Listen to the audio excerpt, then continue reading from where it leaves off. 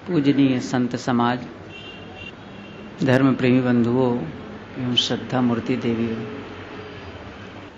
अभी पूर्व वक्ता से पूज्य तथागत बुद्ध और सद्गुरु कबीर के विचारों के विषय में काफ़ी कुछ श्रवण कर रहे थे।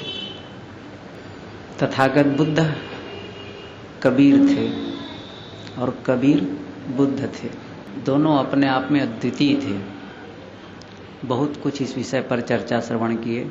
मैं बुद्ध वाणी पर ही थोड़ा से कहूँ। उनकी एक गाथा है, धम्म पदम, उनकी एक अद्भुत रचना है। जैसे महाभारत में गीता, वैसे ही उनकी त्रिपिटक में धम्म पदम है, बिल्कुल सार। एक विद्वान जो बौद्ध मत के थे, उन्होंने एक बार कहा कि यदि आप यात्रा में हो, कहीं ऐसी जगह हो जहां आपको लगे कि मुझे केवल एक पुस्तक रखनी है, केवल एक, और कुछ भी नहीं रखनी है, एक पुस्तक चुन सकते हैं, वह है धम्मपदम। उसमें साधना की पूरी सामग्री है। उसकी एक गाथा है, कुंभोपमं कायमिमं विदित्वा नगरूपमं चित्तमिदं ठपेत्वा योधेत मारम पय्यायुधेन जितम च रखे अनिवेशनो सिया। कुंभोपमं कायमिमं विदित्वा, कुंभ सब परिचित हैं। कुंभ कहते हैं घड़ा को।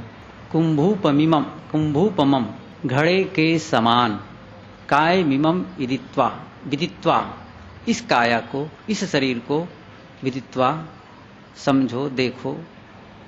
यह काया कैसी है? जैसी घड़ा, जैसे घड़ा, घड़ा जैसे क्षणभंगुर है, थोड़े में टूट जाता है, बिखर जाता है, वैसे ही इसे भी क्षणिक समझो। ये तथागत बुद्ध की वाणी है। कबीर साहब भी बिल्कुल यही बात कहते हैं। यह तन कांचा कुंभ है, लिए फिरे थे साथ, टपका लागा फूट गया, कछु ना आया हाथ। यह तन कांचा कुंभ है। मैं जैसे कोई कच्चे घड़े को लेकर के बाजार में घूम रहा हो,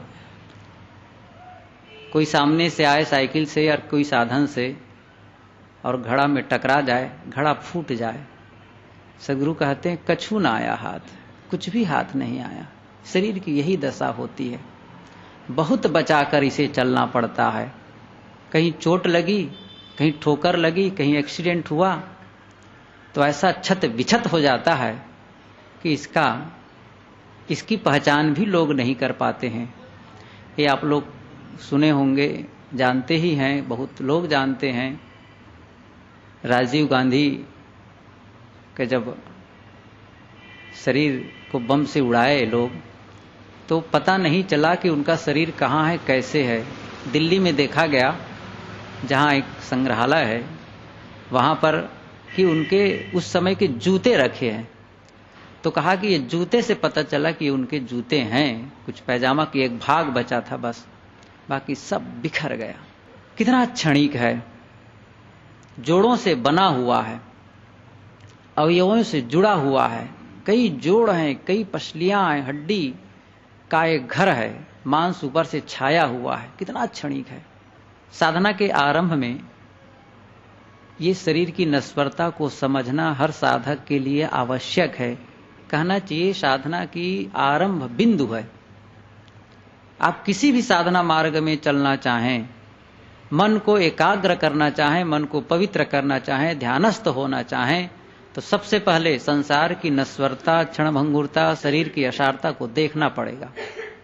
चाहे आप जैन वाणी पढ़िए, बुद्ध वाणी पढ़िए, कबीर वाणी पढ़िए, ईसा, मोहम्मद, किसी की भी वाणी पढ़िए, वेद पढ़िए, उपनिषद पढ़िए, कहीं आप पढ़िए, जब तक इस संसार से पीठ नहीं दिया जाएगा, यहां जो कुछ दिख रहा है उससे अपने मन को नहीं मोड़ा जाएगा, ज्ञान नहीं हो सकता है। ब्रह्म ज्ञान तब संभव है, आत्मज्ञान तब संभव है जब मन में विराग हो। विराग नहीं है अनासक्ति नहीं है, तो हमारा जो ब्रह्म ज्ञान है वो केवल ओठ का ज्ञान होगा, हृदय का ज्ञान नहीं होगा। गोस्वामी तुलसीदास जी भी यही कहते हैं, बाद बसन बिन भूषण भारू, बाद विरत बिन ब्रह्म विचारू। बाद बसन बिन भूषण भारू, एक युवती हो और उसके शरीर में गहनों, उसके शरीर को गहनों से सजा दिया गया हो, सोने चांदी के गहने खूब वो पहनी हो, लेकिन कपड़ा ना हो, वसन ना हो, तो भूषण, वो आभूषण भार रूप है। बाद बसन कपड़ा के बिना, भूषण भारू भार रूप है, व्यर्थ है। बाद विरत बिन, विरत के बिना, वैराग्य के बिना, बाद विरत बिन ब्रह्म विचारू, जो ब्रह्म की चर्चा करते हैं, ब्रह्म का व्याख्यान करते हैं और वैराग नहीं है, विरति नहीं है, व्यर्थ है, वो कोई मतलब का नहीं है, क्योंकि उसके बिना वहां पहुंचा ही नहीं जा सकता है। वो स्थिति ऐसी है कि जब पीठ देंगे, पूरा संसार से अपने आप को मोड़ेंगे, तब वहां पहुंच सकेंगे। जहां राम तहां काम नहीं, जहां काम नहीं राम, तुलसी दोनों होत नहीं, रवि रजनी एक ठाम। अंधकार और प्रकाश एक साथ नहीं हो सकते। क्या सूर्य के पास कभी अंधकार पहुंच सकता है? नहीं पहुंच सकता। इसी प्रकार माया मोह का आवरण लेकर के, इस शरीर की आसक्ति को लेकर के क्या आत्मज्ञान कोई कर सकता है? क्या उसका अनुभव कर सकता है? नहीं कर सकता है। तथागत बुद्ध शुरू में कहते हैं, कुंभूपमें कायमिमं विदित्वा, पहले इस शरीर को क्षणिक समझो, स्थिर न समझो। कोई भी आदमी पाप करता है स्थिर समझकर करता है, ये पता चले शरीर बिल्कुल आजकल में छूट जाने वाला है, और इतना ही कह दे कि रात में ही बिल्कुल शरीर का अंत होने वाला है। कौन सा पाप करेंगे हम? किसके लिए वैर करेंगे? किसके लिए विरोध करेंगे? चोरी करेंगे? किसके लिए चोरी करेंगे? हत्या करेंगे? क्यों? खुद मरने वाले हैं, दूसरों की हत्या का प्रश्न ही नहीं है। शरीर की क्षणिकता तो समझें। शरीर की स्थिरता को जब समझते हैं तभी हम पाप करने लगते हैं। पाप से बचने का सबसे बढ़िया उपाय है मौत की याद, क्षणिकता की याद। तथागत बुद्ध कहते हैं, पहली बात, इस शरीर को समझो कच्चे घड़े के समान यह क्षणभंगुर है। दूसरी बात, नगरूपमं चित्तमिदं ठपेत्वा, ठपेत्वा स्थापित कर दो। किसको? चित्त को। चित्त को स्थापित करो। कैसे स्थापित करो? नगरूपमं, नगर। पहले जो नगर होता था उसके चारों तरफ प्राचीर बनाए जाते थे। आप भी कहीं कहीं देखे होंगे, बाउंड्री वाल, ऊंची दीवार बना दी जाती थी ताकि वहां आक्रमणकारी उधर से प्रवेश न कर पाए। एक विशेष दरवाजा होता था, तो उस दरवाजे को भी समय से बंद कर दिया जाता था। यदि आप लोग देखे होंगे रामायण सीरियल, तो लंका के दरवाजा कैसे उसको खींच कर बंद कर देते हैं। यदि आप लोग देखे होंगे चाणक्य का सीरियल, तो तक्षशिला के दरवाजों को भी ऐसे खींच के बंद कर देते कि बिल्कुल सामने हो नहर, और उधर से खींच के बंद कर दिए, बस आना ही बंद हो गया। ये सुरक्षा के लिए, नगर की सुरक्षा के लिए चारों तरफ से दीवार। उसी प्रकार कहते हैं चित्त के लिए चारों तरफ दीवार खींच दो। ऐसे सुरक्षित चित्त को कर लो कि बाहर का आक्रमण हो ना पावे। अनुकूलता और प्रतिकूलता, हानि, लाभ, सुख, दुख, सारे झमेले होंगे। ऐसा नहीं हो सकता कि आपके जीवन में प्रतिकूलता ना आए, दुख ना आए, विषम परिस्थिति ना आए। कैसे हो सकता है? इसलिए वो आएंगी, वो परिस्थिति आएंगी, लेकिन वो प्रतिकूलता हमारे चित्त का स्पर्श नहीं कर सकती है। साधना की यह कसौटी है। हम साधक हैं, कोई साधक नहीं है। हम साधक हैं, इसकी क्या पहचान है? प्रतिकूलता में विचलित ना हो, अनुकूलता में विचलित ना हो, सुख दुख में विचलित ना हो, यही साधक की पहचान है। और इसके लिए नगर की तरह उसको मजबूत बना दो। मजबूत बनाना किससे होगा? इसी से होगा, ज्ञान और वैराग्य से होगा, अभ्यास से होगा। बिना अभ्यास के संभव नहीं है। हम लोग कहीं मांगते हैं, कोई भगवान को मांगता है, कोई गुरु को मांगता है, कोई कुछ से मांगता है, तो मांगते हैं भगवान हमारे जीवन में दुख ना आए, कठिनाई ना आए। व्यर्थ की बातें हैं। दुख ना आए कैसे हो सकता है? किसके जीवन में दुख नहीं आया है? आज पुराने इतिहास को भी आप देखें, कौन ऐसा है जिसके सामने दुख न है? राम को लें, कृष्ण को लें, बुद्ध को लें, महावीर को लें, ईसा को लें, मोहम्मद को लें, कबीर को लें, स्वामी दयानंद को लें, कौन ऐसा महापुरुष हुआ है जिसके जीवन में दुख नहीं आया है लेकिन वे दुख में विचलित नहीं हुए हैं, दुख उन्हें स्पर्श नहीं कर पाया है। आज हम दुख में टूट जाते हैं, ये हमारी साधना की कमजोरी है। दुख आए और दुख से हम विचलित ना हो, इतना मजबूत बना लें, चारों तरफ से किला, इतना किला कि बस आए और फिसल के गिर जाए, तीर आए और टूट के वहीं फिसल जाए। वैसे ही आक्रमण आए, क्रोध कोई करे, कोई गाली हमको दे, लेकिन उससे हम विचलित ना हो, कटु वचन कहे विचलित ना हो। कहना सरल है, प्रयोग होना चाहिए।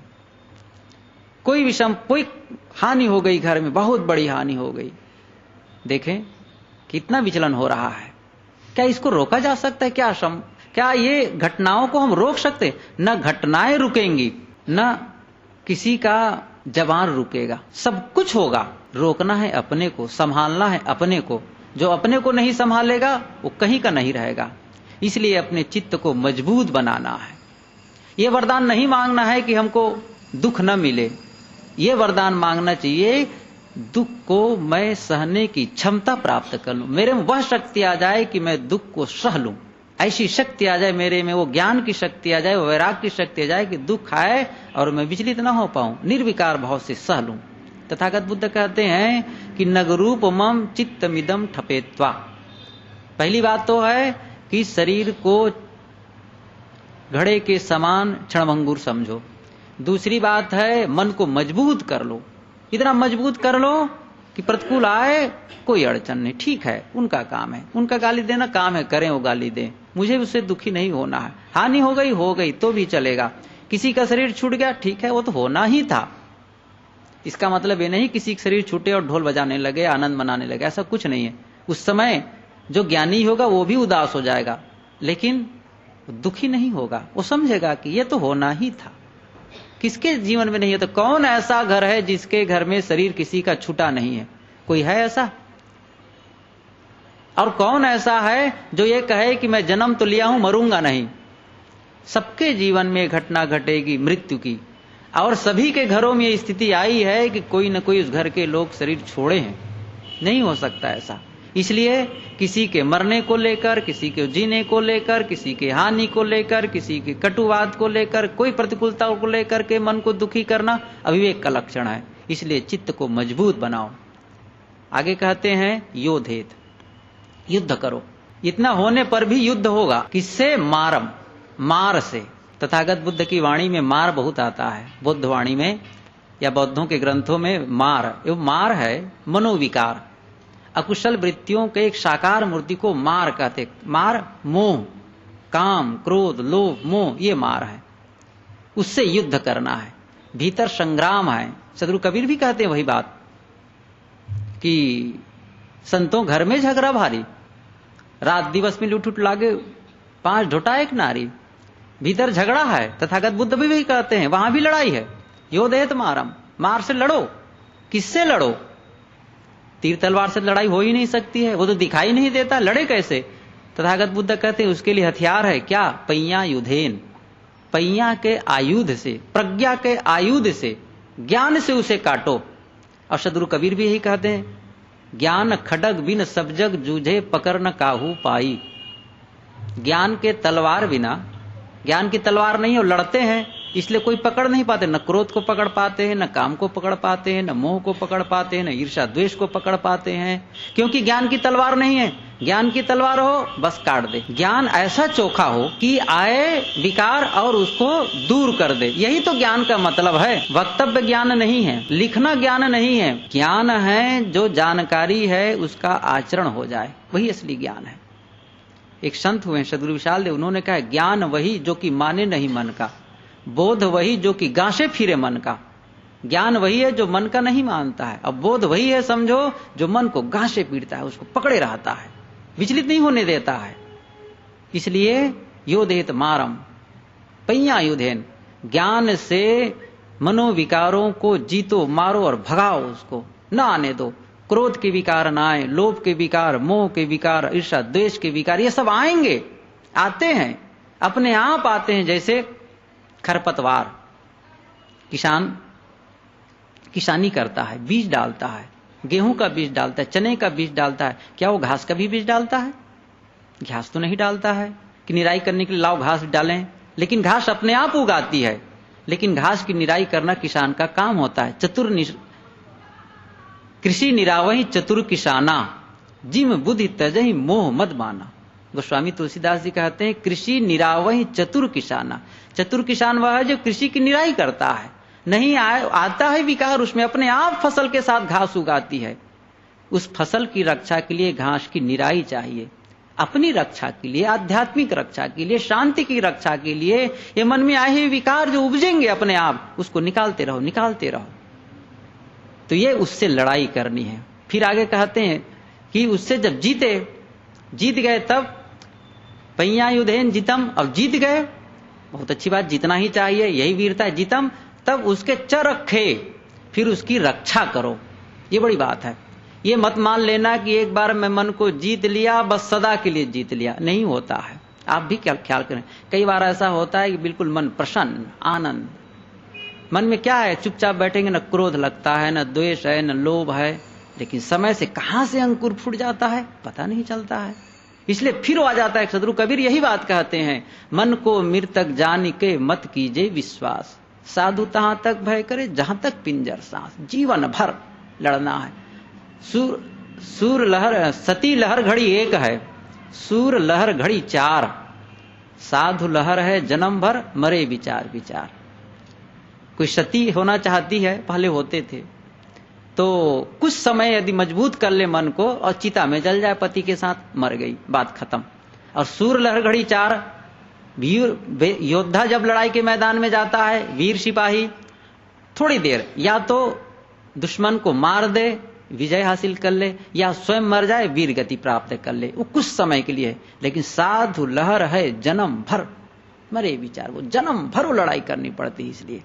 इसलिए जीतम चर रखे, उसकी रक्षा। देश हमारा स्वतंत्र हो गया, अब लड़ाई की जरूरत नहीं है, लेकिन फिर भी बॉर्डर में हम सैनिक रखे हुए, क्यों? रक्षा के लिए।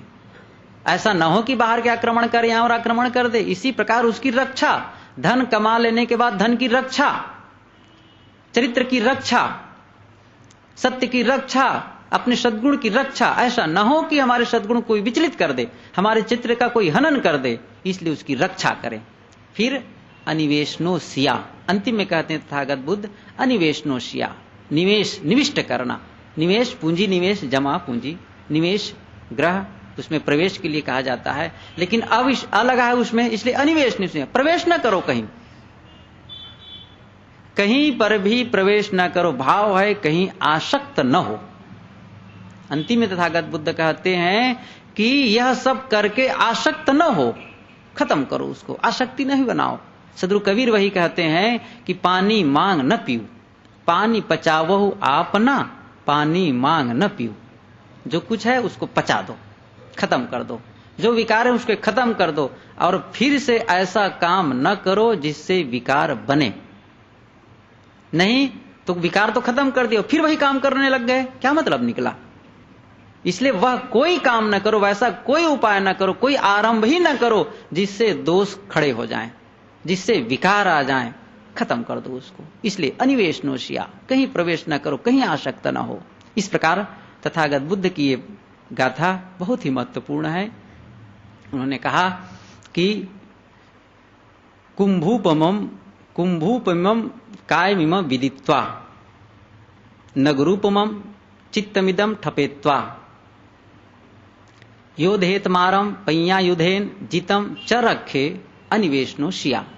इस शरीर को कच्चे घड़े के समान क्षणभंगुर समझो, अस्थिर समझो, और चित्त को, मन को चारों तरफ से जैसे नगर की रक्षा के लिए दीवार बनाई जाती, उसी प्रकार चित्त की रक्षा के लिए मजबूत दीवार, ज्ञान वैराग्य की मजबूत, विवेक की मजबूत दीवार बना लो। ऐसी दीवार कि बस आए फिसल के गिर जाए। वो गुरुदेव जी की वो सूत्र, जैसे रोग प्रतिरोधक क्षमता, जिसके शरीर में ठीक से होता है या तो रोग लगता नहीं, या रोग आता है तो जल्दी ठीक हो जाता है।